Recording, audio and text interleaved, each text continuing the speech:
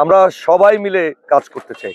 সম্মিলিত প্রয়াসের মাধ্যমে আশা করছি আমাদের চৌকশ উপজেলা নির্বাহী অফিসার সাহেব ইতিমধ্যে টিনের ব্যবস্থা করেছেন, তিনি বলবেন।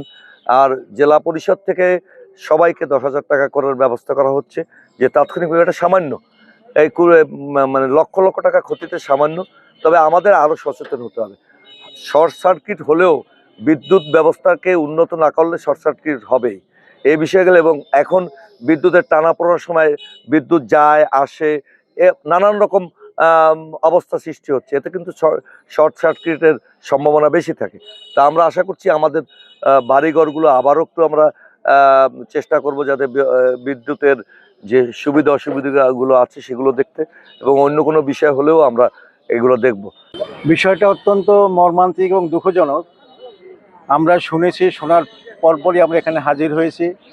প্রশাসনের লোকজন এখানে উপস্থিত ছিলেন।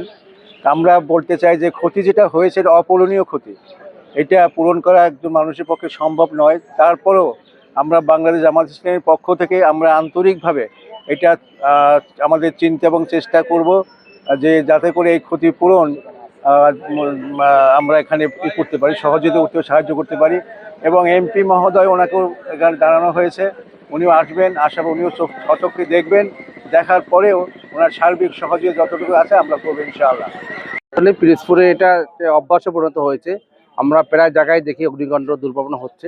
আসলে এটা নিবারণ করা দরকার। প্রশাসন উদ্যোগ নিলে এভাবে যত্রতত্র যদি প্রতিষ্ঠান গড়ে না ওঠে, এবং বিশেষ করে প্রায় জায়গায়তেই দেখা যাচ্ছে যে শর্ট সার্কিটে এগুলো হচ্ছে। আমরা প্রশাসনের দৃষ্টি আকর্ষণ করবো বিদ্যুৎ অফিসের মধ্য দিয়ে এটাকে কীভাবে নিরসন করা যায়। আর যে ক্ষতি হচ্ছে অপূরণীয় ক্ষতি, আসলে এটা তো কারোর পক্ষে সম্ভব না।